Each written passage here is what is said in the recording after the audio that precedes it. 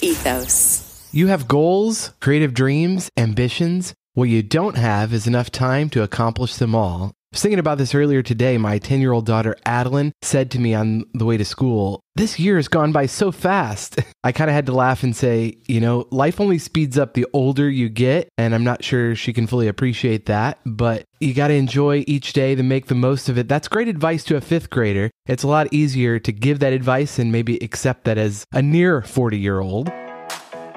I'm Paul Goldsmith, a creative coach and entrepreneur, and you're listening to the Creative Coach Cast. Sarah Taylor, my friend, I've invited you on to maybe help us solve this challenge. You're a mom of 3 kids, a wife, radio show host, and podcaster. So how do you balance your creative ambitions and dreams with the day-to-day management of your household and keeping the kids alive and all that stuff? Well, thank you, first of all, Paul. I always love being able to have a conversation with you. Second, let's be fully transparent. This is the 3rd time that we have tried to do this podcast together because life got in the way the first 2 times. We almost missed it this time because my wife is teaching a piano lesson right next to my studio, not conducive to recording a podcast. And okay, can you hurry up the lesson? I'm trying to record here, but I didn't say that out loud. I currently have a cat next to me that I need to take something from. I'm not even joking. I did not stage any of this. Hold on. This is real life, folks. There are no ideal circumstances. I'm actually going to address your question right now because yesterday, which was when you and I were first wanting to do this, I had to send you a text because I got a message from my daughter at school that her abdomen was having severe pain. It was in the middle of choir class, which she loves, so I knew it was legit. So I had to bail and go get her and take her to the doctor. Thankfully, she's fine. It's not appendicitis or anything. But that was my day. And after I did that, when I brought her home, I did the swap with my husband and I took a different car, not thinking much of it, got all the way back to work. And I thought, okay, here you go. I'm going to get some work done. And I get a message from him that says, "Have you seen my van key?" And I start rummaging through my purse and he can't find it. And I'm watching the clock realizing someone needs to pick up our 3rd child from pre-K because Lord knows that needs to end in the middle of the day. And so long story short, I had to leave work again, go talk to my boss again and say, "I'll be back." That was just all he heard all day was, "I'll be back." I finally, after doing that 2nd round trip, half hour both ways, got to work around 2 in the afternoon, told my husband I no longer had the mental stamina to pick up our 3rd kid from his class. And so he was like, "I'll take that." And then I worked odd hours. So it's just sort of that, "Can you do this? Thank you. Okay, you slipped up this time. Okay, I'll make a mistake next time." Grace for everybody, flexible hours, and any laughter that you can insert by telling this story to other parents that, even when I said, "Have you seen my van key?" you put your head down because you've lived that. Absolutely. Well, we've established you're very relatable. And really, that's why I'm invited you to have this conversation, because we don't want an expert, somebody that's got it all figured out. We're in the thick of it with the kids, the family, the job, the creative careers that we're excited to have and want to explore fully and do new and creative things. It's a juggling act. And being able to laugh at yourself is a big part of that. The humor is what diffuses the frustration. Because if I chose to be mad about yesterday, then that's not what I want to display to my kids. If I'm asking them to be flexible, I have to show them flexibility. And that does not come easy to me. I like to be in control and I like to be early. And I start to sweat if I'm 2 minutes late. My dad instilled that in me. It doesn't come easy. It doesn't. Man, if having kids doesn't humble you, you have to really get serious about your intentions, because I'm the same way. I cannot stand being late. We've had occasion where Adeline, the 10-year-old, she has Taekwondo at the worst times, right in the middle of dinner. So we're rushing dinner to get her there. And when we're running late, she is the absolute nightmare. And she melts down and I see myself in her and I'm like, oh, what have I done? It's going to be okay. It's a great lesson that we can tell our kids the best way to live, but at the end of the day, they learn it about what's actually working for us, how we're actually modeling it. So much more is caught than taught, which is what you're saying. And I remember watching my mom growing up, and she didn't have all of the, the smartphones and all the activities and stuff. But I do remember she would come home from work. She was a teacher and she she would see the kitchen was just a mess. And she would start being like, am I the only person in this house that knows how to unload a dishwasher? And she would just look at us. And then I could always tell if she was stressed because all of the silverware, nothing would be properly put away. Spoons wouldn't be with spoons. She would have just taken the caddy and dumped it. So it'd be a free for all in the silverware drawer. I notice that I do that now too in my own house. And so, but she always had the humor, which is what we keep. I know that you want to have some practical things about like juggling the work-life balance. Absolutely. So who can we talk to about that? Okay, I have just a couple. Okay. I do get emails at different times of day or on the weekends and stuff with friends. And I know it's not because they're like burning the candle at both ends. It's just they found a pocket of time that works for them. And they know I'll respond in a pocket of time that works for me. It really is taking back your time because that's our most precious, unrenewable resource there. You're not getting that time back. It's true. Also, raising the white flag when I need help and reaching out and asking for help rather than thinking that I have to do it all on my own because I don't want to inconvenience anyone else. That is a great reminder because I hate asking for help, but it is a reminder that we can't do this alone. And there are people that want to help. You just have to let them know how. That's the reason the Creative Coachcast exists. I work with creatives who feel like they're overwhelmed and don't know where to start and they get stuck. And I'm a person that loves to help, but it rarely occurs to me that it goes both ways. I really think this idea of community is a big one because we've just been through a pandemic. The idea of just connecting to everybody on Facebook, it just doesn't replace the same thing as knowing your neighbors and really having people in your neighborhood that you can ask for help. I was really thinking about this when Mark Zuckerberg announced the rebranding of Facebook to Meta. And he actually said the reason they're changing the name is because meta is a Greek word meaning basically there's always more to accomplish and to pursue. And people are like, is this going to replace real life in the virtual world? No, actually, this is very clarifying because the meta is built to sell you more things. That is not real life. And so I really think the key to having balance in life is technology is a wonderful thing. We can use these tools to talk to people that are far away. We can use the tools to do work, but they're tools and we got to put them away and then go experience real life in the real world. And nothing replaces that. I know. And it's like, that's the thing we know. And I just have to get that from my head to my behavior center. Because a lot of times when my brain is fried, I will grab my phone and play a game or grab my phone and watch Netflix or grab my phone and by muscle memory, like scroll Instagram or Facebook or something. And it's like one of the things I've been asking myself, like when I start to watch a show or do anything related to technology, I say, in half an hour, am I going to feel better or worse? Does it match up to your core values? That's what it boils down to. I just love to learn, and that's why I like documentaries and reading books. I just read a whole book on mimetic desires, mimetic theory. And what that simply means is most of our desires and our behaviors, we're mimicking other people, just like babies pick up phones and kind of hold them up because they see their parents doing that. It's the same thing. We still do that as adults. And really part of growing up, I'm discovering, is putting everything through a lens of, is this actually how I want to spend my days, how I want to spend my time? Does this make me more like the person I want to be? If I want to be a dad that's in the mix or a loving husband or a good friend, is the time spent whatever it is, or is this going to help me be more like the person I want to be? And I think that's clarifying.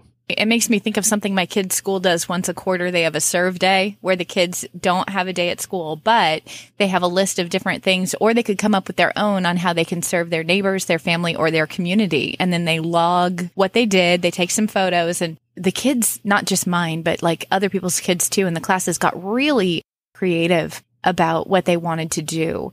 And I know some girls that wanted to take donuts to the local hospital and give it to all of the doctors and nurses. And they made homemade cards and everything. And they took pictures. And just to hear from the staff there, they were like so grateful. They were like, at the beginning of the pandemic, everybody did this. And then it sort of tapered off. We're really thankful, that you're still seeing us and thanking us and stuff. And so I just think it aligns with what you're saying is like, I think we would all say that's the kind of person that we want to be. And yet I never would have taken my kids to go do stuff like that had it not been like, oh, okay, that's what everyone's doing today. Like, I just wish that we had a national, like every Thursday is serve day. Yes, and you can make that. Every Saturday in our house is library day, and I take the kids to the library. We're not on devices. We're just reading books. And so really deciding what kind of role model, what kind of household you want to have. And so I think about that every day, but I also love what I do. And so trying to find this balance between task switching, going from working with creative people and then going and being a parent. And really where I've come to is just being intentional about blocking the time. And so I know when I'm working, even though I'm working from home, I have a dedicated space. And then when I'm done, I'm done. And I've actually blocked the last hour of the day from 4 to 5 o'clock, the workday, to catch up on all the things. So any last emails that I need to respond to or people I need to call back or things that need to get done, it's blocked so people can't schedule meetings during that hour. And then 5 o'clock. And again, I'm not perfect, but it's kind of the idea of I shoot for doing this more often than not, and closing the laptop and going to be with my family at 5 o'clock. I really think having that margin built into the schedule, it doesn't happen automatically. You've got to be intentional about it. 100%. Part of this whole life balance thing is really getting good at saying no. And really prioritizing what are the essential things? What are the things that enrich my life, that help me be who I am to be and not do more things? And that's clarifying. What's some of the stuff that you say no to? Being an entrepreneur, having my own business, I've turned down business that I knew that was not going to be worth the time expense. And I realized that's a privileged position because not everyone's in a place that they can afford to turn down work. But I've afforded that. And I think of day to day giving up control. So I actually have my assistant check my email. I don't have to obsess about responding to every email. If somebody gets mad at me or I lose an opportunity because I didn't respond within 20 minutes, then it wasn't meant to be. And so just giving up control, that is super clarifying. So every day I just try to write down 3 things that I'd like to accomplish and being okay with just those 3 things. And okay, even if not all 3 get done, just being present, just accepting that I'm not supposed to get it all done. And that's why prioritizing is important, because it's not about productivity theater.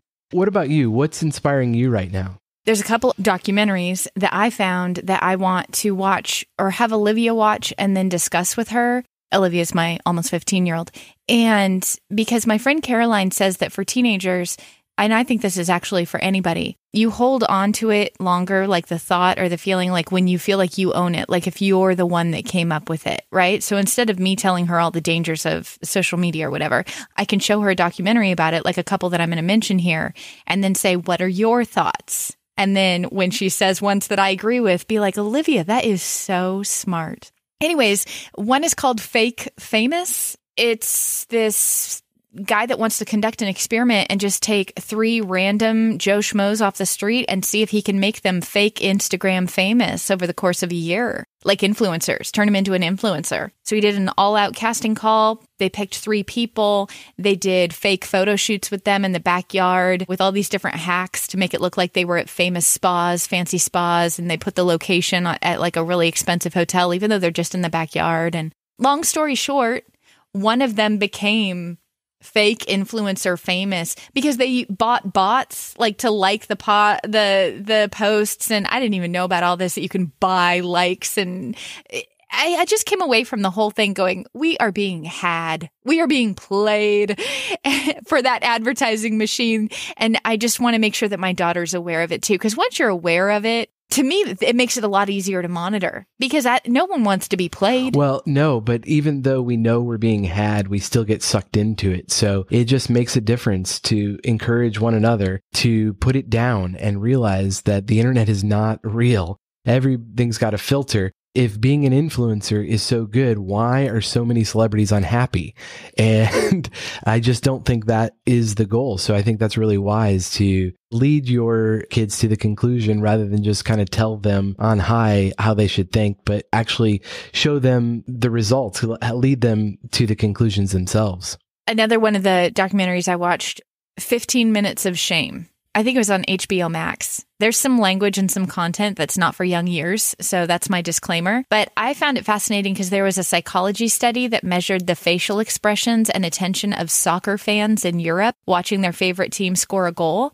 And then those same people had the same reactions studied when they watched their rival team miss a goal. And it made me so uncomfortable to watch and to hear how it's ingrained in nearly every human being. And not only is it ingrained, but it is more powerful than taking joy in like your own team winning, is the delight in others' misfortune. And so anyways, the documentary went on to talk about how that's how social media is built, because social media is just all about keeping our attention and getting more of our attention. If that study had have proven that just joy and delight in our team winning, if that kept the most attention, social media would be built for that, right? But it's not. It's built toward the negative because that got more attention. And so basically, they're all profiting when we are a divisive nation, because every time you type in all caps that you disagree with whatever you just read, you are adding content to their machine. I find it funny that people think certain technology companies have certain political persuasions. At the end of the day, they're businesses, and they know that we clam on to the extremes and the negativity. And so they welcome all sides as long as it's keeping people sucked in and selling their attention. They did a study on Twitter. If you use the word "I'm outraged" or "this is a disgrace" or "unbelievable," whatever it is, exclamation, those ones got retweeted 33% more than anything that had the same link but a more benign headline. Yeah. We're all nodding along with you because I think it reigns true. So what can we do? There's this quote from Anne Frank that's been bugging me for a while. She said, "Go outside amidst the simple beauty of nature and know that as long as places like this exist, there will be comfort for every sorrow, whatever the circumstances may be." As we wrap up this conversation, I don't think we have any magical formula to make life more balanced. I think it really boils down to going back to the basics and go outside into nature and evaluate who we want to be and what are the God-given desires of our heart, not just mimicking someone else or trying to impress anybody else, but what truly is God calling us to be, and pursuing those things and eliminating everything else. So good. And since it's the Creative Coach Cast, it's proven scientifically that you are more creative when you're on a walk than sitting down. Well, that's a fun fact. I didn't know that. They did studies on boardroom meetings and brainstorming amidst clients or whatever. And the people that were walking came up with, I'm going to get the statistic wrong, but I think it was something like 40% more original creative ideas. And that makes perfect sense. You got to get moving. So with that, I'm going to go do that and would encourage you to get moving, go out and enjoy nature as well. Sarah, thank you very much. Always. If you have any thoughts or questions about today's show, I would love to hear from you. Reach out on Twitter or Instagram. I'm at Paul J. Goldsmith, or you can send me a text to 559-574-3210. Thanks for listening. We'll talk to you next time.